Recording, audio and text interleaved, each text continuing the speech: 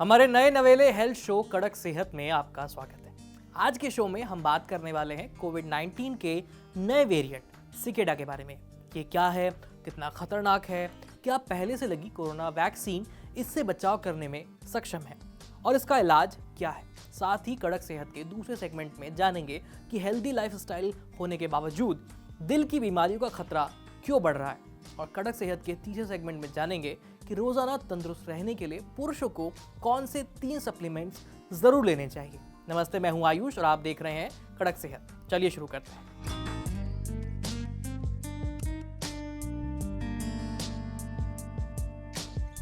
कोविड-19 के जो सिकेडा वेरिएंट है, ये अभी यूएस के कुछ स्टेट्स में पाया गया है। वैसे तो कोविड-19 के मल्टीपल वेरिएंट्स आए हैं और ये जो सिकेडा वेरिएंट है ये ओमिक्रॉन का सब वेरिएंट माना जाता है।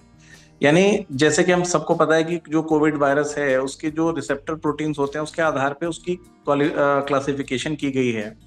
और इसमें जो सिकाडा वेरिएंट है ये अभी दोबारा से इंटरेस्ट में इसलिए आ गया है क्योंकि ये यूएस के कई स्टेट्स में बहुत तेजी से फैल रहा है, जो कि इसके सिम्टम्स हालांकि माइल्ड ही हैं, बट ये काफी तेजी से फैल रहा है, इसलिए ये वेरिएंट ऑफ इंटरेस्ट हो गया है अभी। ये वेरिएंट ऑफ कंसर्न नहीं है। कंसर्न मतलब चिंता की बात नहीं है, पर इस पर सतर्कता जो है वो बढ़ती जा रही है। सबसे पहले ये वेरिएंट करीब 2024 में भी मिला था लोगों को और ये सिमिलर स्ट्रेन्स वापस से विगरस चेकिंग में अभी मिले हैं।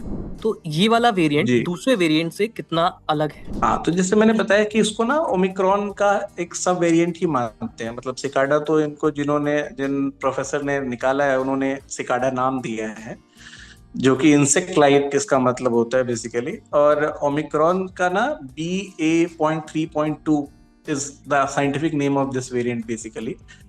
तो ये जो है ये अलग इसलिए है कि इसमें ना 70+ म्यूटेशंस मिले हैं, 70-75 के आसपास म्यूटेशंस। तो आम भाषा में समझे तो जितने ज्यादा म्यूटेशंस उतना ज्यादा पॉसिबिलिटी है कि वो आपके इम्यून सिस्टम की पुरानी ट्रेनिंग, यानी जो प्रीवियस इन्फेक्शन या वैक्सीनेशन से जो ट्रेनिंग होती है उसको वो छका सकता है, उसको वो डॉज कर सकता है, आपको इफेक्ट कर सकता है। पर इसके सिम्टम्स माइल्ड ही हैं, सो बेसिकली अभी भी it is a variant of interest only. ये कितना खतरनाक है? अभी जहां तक जो भी रिपोर्टें अपने पास हैं उसमें मोर्टेलिटी तो इसकी बहुत लो है, पर अगेन यहाँ पे ना एक चीज कॉशन के साथ, वेरिएंट कितना खतरनाक है, मोर्टेलिटी इस पे भी डिपेंड करती है कि पेशेंट की हालत कैसी है। जैसे जो बुजुर्ग लोग हैं जिनको पहले से बीमारियां हैं, जो पुराने कैंसर पेशेंट्स हैं, जो इम्यून कॉम्प्रोमाइज पेशेंट्स हैं, जो बच्चे हैं छोटे, जो प्रेग्नेंट महिलाएं हैं, जो ओवरली अनकंट्रोल्ड डायबिटिक हैं, जो पहले से सांस के रोग की हैं, मरीज हैं लंग्स के, और किसी भी कारण से जिसकी इम्यूनिटी नीचे है, तो ऐसे लोगों में ये वेरिएंट अगर माइल्ड इन्फेक्शन भी कॉज करता है तो कई बार उनके लिए ज्यादा डेंजरस हो सकता है। बट फॉर हेल्दी इंडिविजुअल्स इसकी मोर्टेलिटी ज्यादा नहीं है और इसके इन्फेक्शन अभी तक साधारण ही लेवल पे रहे हैं। क्या जो पहले से लगी हमारी कोरोना वैक्सीन है, क्या वो इसमें इफेक्टिव होंगी इसको प्रिवेंट करने में, हमारी इम्यूनिटी को बूस्ट करने में? क्योंकि प्रैक्टिकली तो जब भी हम एक्सपोज पॉपुलेशन से आएगी तभी हमें समझ आएगा कि ये कितना प्रोटेक्शन ऑफर कर रहा है। लेकिन यूजुअली अगर हमारे कुछ कॉमन होते हैं ना प्रोटीन्स, तो वो हमें क्रॉस इम्यूनिटी तो मिलती ही मिलती है। लेकिन जैसे कि मैंने बताया कि इसमें 70 म्यूटेशंस हैं, तो थियोरेटिकली स्पीकिंग इससे प्रोटेक्शन जो पूरी की पूरी लोग एक्सपेक्ट कर रहे हैं कि मिलेगी, वो ऐसा नहीं होगा। कोविड की वैक्सीन इसमें काफी हद तक प्रोटेक्शंस ऑफर कर सकती हैं थियोरेटिकली, बट प्रैक्टिकली स्पीकिंग अगर हम बात करें तो ये ऑन ग्राउंड अभी देखा ही नहीं गया है, बहुत ज्यादा पॉपुलेशन एक्सपोज हुई नहीं है। सो आप इसकी एफिकेसी वैक्सीन की ऐसे निकालना ऑन ग्राउंड मुश्किल है। व्यक्ति, कोई मरीज इससे इन्फेक्टेड है तो उसका इलाज क्या होगा? तो इसके लिए सबसे अच्छी चीज है कि अच्छे से हम अपने को हाइड्रेटेड रखें, इलेक्ट्रोलाइट्स अच्छे से लें, है ना, अच्छे से हाइड्रेटेड रहें। और बुखार कम करने के लिए आप एंटीपायरेटिक्स यूज कर सकते हैं। बाकी अगर किसी को कोई और भी बीमारी है जिसकी दवाइयां वो ले रहे हैं, जैसे सांस के रोगी सांस की दवाइयां लेते हैं, तो वो अपनी दवाइयां कभी ना छोड़ें, वो अपनी दवाइयां रेगुलर अच्छे से लेते रहें। शुगर के रोगी हैं तो अपने शुगर की कंट्रोल बहुत अच्छी रखें। पैरेलली अगर कई बार ये जब इन्फेक्शन होता है तो साथ साथ में कई बार बैक्टीरियल इन्फेक्शन भी हो सकता है, तो वैसे केस में हमें एंटीबायोटिक भी वहां पर देनी पड़ेगी, जो कि डॉक्टर की सलाह से ही दी जाएगी, जाहिर बात है। पर मोस्टली ट्रीटमेंट जो है इसका बहुत ज्यादा डिफरेंट नहीं रहने वाला है। जो माइल्ड कोविड के लिए ट्रीटमेंट होता था एग्जैक्टली हम लोग सेम ही प्रैक्टिस अभी करने वाले हैं इस केस। तो समझे, घबराए नहीं, डॉक्टर की बताई इन बातों का ध्यान रखिए। अगर आपको भी ऐसे लक्षण दिख रहे हैं तो देर बिल्कुल ना लगाएं और तुरंत अस्पताल जाकर अपनी जांच कराएं। फिलहाल इस सेगमेंट में इतना ही। अब बढ़ते हैं शो के अगले सेगमेंट की ओर, जिसका नाम है अंदर की बात। आजकल दिल की बीमारी का शिकार कौन हो जाए कुछ कहा नहीं जा सकता।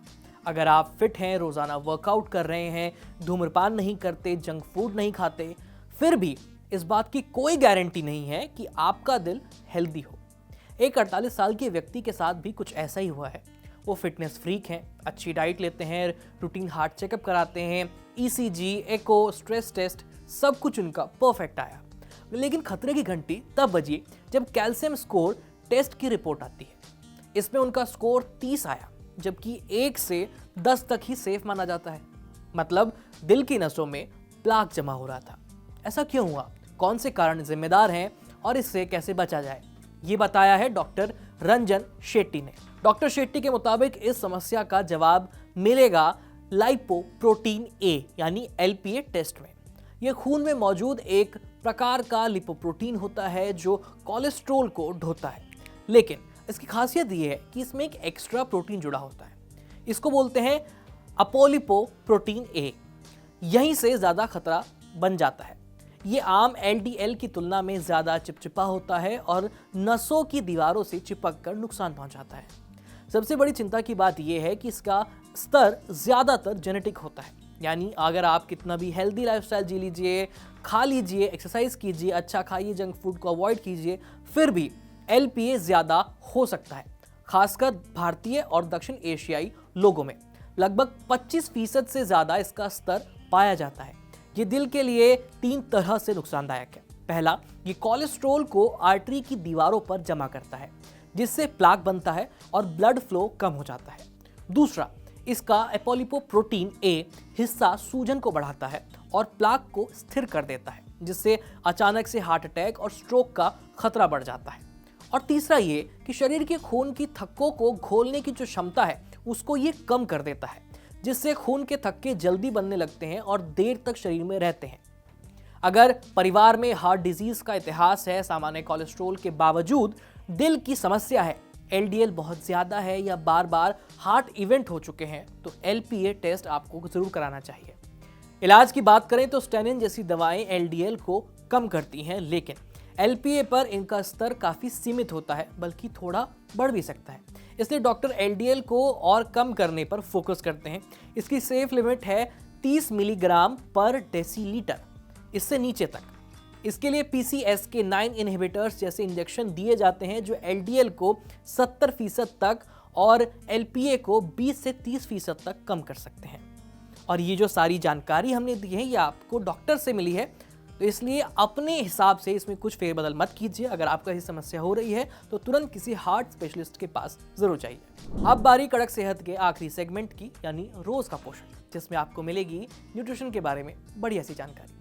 अक्सर हमने ये देखा है कि पुरुष अपनी सेहत को लेकर काफी नजरअंदाज वाले मूड में रहते हैं। वजह कुछ भी हो सकती है, लेकिन ये आदत बिल्कुल भी ठीक नहीं है। इसकी वजह से कई बार थकान बढ़ जाती है, आप चीजें भूलने लगते हैं, कई बार स्टैमिना और इम्यूनिटी भी कम हो जाती है। और ये दिक्कत आजकल बड़ी संख्या में भारतीय पुरुषों में देखने को मिल रही है। ऐसे में न्यूट्रिशनिस्ट राशि चौधरी ने अपने इंस्टाग्राम पोस्ट पर उन 3 सप्लीमेंट्स के बारे में बात की है जो हर पुरुष को खाने चाहिए। पहला सप्लीमेंट है DHA के साथ ओमेगा 3। ओमेगा 3 कम होने के कारण आप चीजें भूलने लगते हैं, फोकस करने में आपको दिक्कत होती है और आप स्ट्रेस में रहते हैं। हमारा दिमाग 60% फैट से बना होता है और दिमाग के ठीक से फंक्शन करने, काम करने के लिए DHA का बहुत अहम रोल होता है। DHA कम होगा तो याददाश्त कमजोर हो जाएगी, सोचने की क्षमता कम होगी, तनाव बढ़ेगा, जिसके कारण कॉर्टिसोल का लेवल बढ़ेगा। और बाकी देशों की तुलना में भारतीय पुरुषों को हार्ट अटैक का खतरा ज्यादा है। साथ ही खाना बनाने के लिए इस्तेमाल होने वाले ज्यादातर तेलों में ओमेगा 6 होता है, जो कि ओमेगा 3 को शरीर में एब्जॉर्ब होने से रोकता है। साथ ही अगर आप रोजाना अलसी के बीज खा रहे हैं तो इसमें आपकी रोजाना की जरूरत से आधा ही ओमेगा 3 मौजूद होता है। इसलिए डॉक्टर से पूछकर आप ओमेगा 3 का एक सप्लीमेंट जरूर शामिल कीजिए। दूसरा सप्लीमेंट है जिंक। रिपोर्ट्स बताती हैं कि भारत में जिंक काफी कम है और 2025 के आखिर तक भारत की मिट्टी में 63% तक जिंक खत्म हो चुका है। साथ ही प्रदूषण के कारण पेड़ पौधों को भी जिंक को सोखने में परेशानी हो रही है।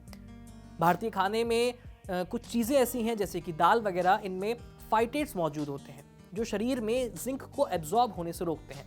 साथ ही हेल्दी स्पर्म और अच्छे टेस्टोस्टेरोन लेवल के लिए जिंक बहुत ज़रूरी है। और जो कपल बच्चे के लिए ट्राई कर रहे हैं उनके लिए तो जिंक काफ़ी अहम हो जाता है।